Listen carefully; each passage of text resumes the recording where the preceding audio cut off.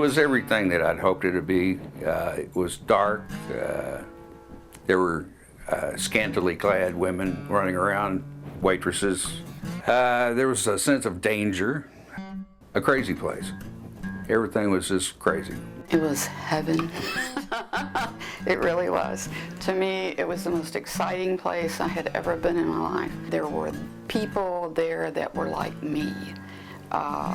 Different. I was always different, and I felt out of step with people that I went to school with. And when I walked in the door, I went, here's my place, my crowd, my people, and I loved it. It was a lifestyle. It was something that just wrapped itself around me and pulled me in. Something that it was almost intoxicating to me. I craved it. I loved the fact that I could play there. The Cellar was like a music battleground, or you might say, because you could play anything and everything there, and you could learn from the older players who had been there for so long. At one time, I felt like I was in a band with about 30 or 40 guys, you know, and we were all in the same band, but only 3 or 4 or 5 of us could work together at one time. You could play whatever you wanted. You didn't have to play for a dance floor and play top 40 so people could dance to that beat. You could play any songs that you felt like playing. You know, they talked about us quite a bit. I heard it several times from a lot of, especially the musicians around Dallas and everything, is they kind of looked down on us a little bit for being on that Cellar circuit. I wanted to play, and I know all my friends, we wanted to play, and we played every night. You know, and these guys could have their Friday and Saturday. We wanted to play every night, you know, and we did for years. It was very competitive. Oh my God. Well, the term, and what we all called it was gunslingers. The guitar players were like gunslingers. The new guy would come to town and everybody would take him on. You know, it was gunslinging. And some of the best were there, you know. The hottest, best guitar players in Texas went through there, you know. I'm sick of them now, but, you know. Well, you could do anything and everything at the Cellar. I mean,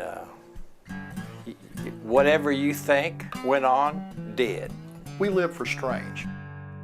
This is Fort Worth, you know, Texas, and there's that pioneer spirit. You know, it wasn't hard to get into a fight. It was very hard to stay out of one. It was a very dangerous time. You know, they're rugged individualists.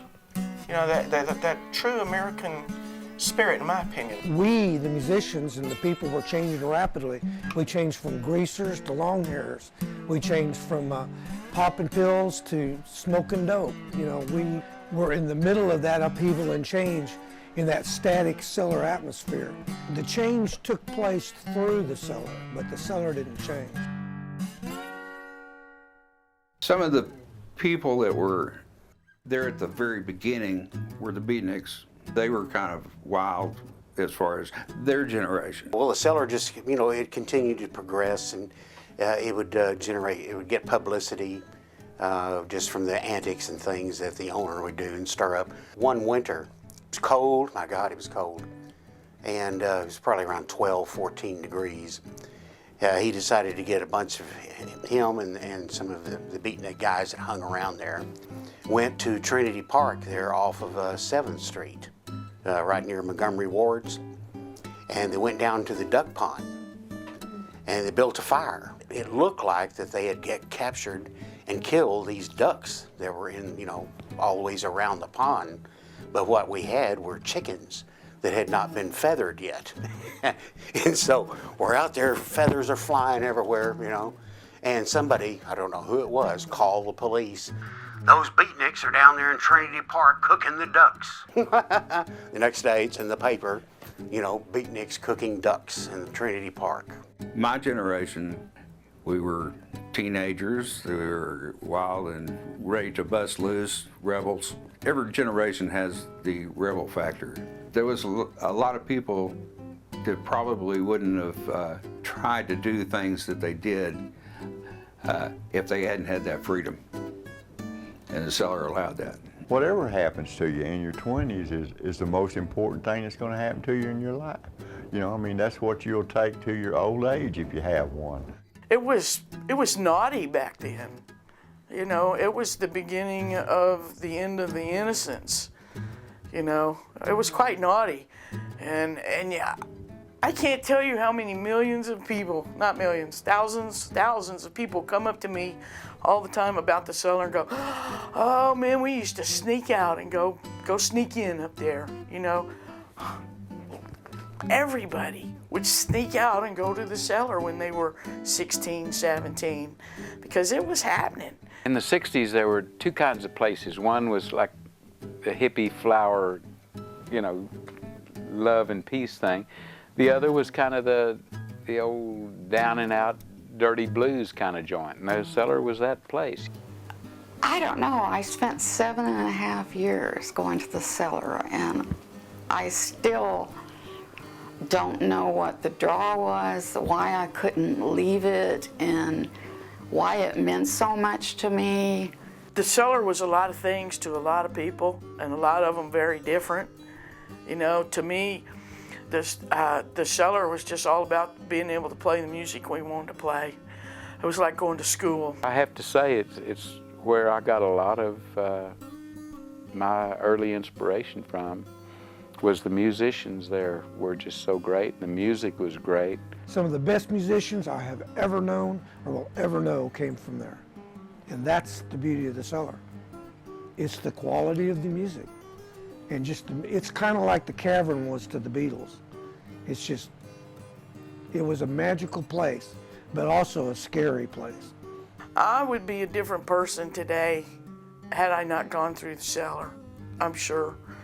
And I can remember one night, the joint's jumping, it's midnight, you know, I'm standing there drinking my Coca-Cola. I really didn't drink. I did all the drugs a human being could do, but I didn't drink. And this guy walks up to me and he's going, let me take you out of here. And I just laughed at him, you know. I'm going, what makes you think I want to leave? Well, in that environment, you felt kind of privileged. You were a little special. People gave you deference. They knew you were involved with the Cellar. Although most people, you couldn't rent a room or get an apartment easily if they knew you worked at the Cellar. It had such a bad reputation. You didn't tell your landlord you worked at the Cellar. The music was incredible, and it stands today. You know, one of the things I wrote about the Cellar reunion was it still stands today. The people that we met and played with then, most of them still have music careers today, and I think that's a testament to what went on there. You know, it was a hard rock and roll school, and you better bring your best game. Most people don't get to do that in their life. At the time, I looked at it as kind of torture because it was really hard to do. You know, 6 in the evening till 6 in the morning, having to be around some old joint that you didn't really want to be around. But at the same time, you sure as hell got your chops together, you know, and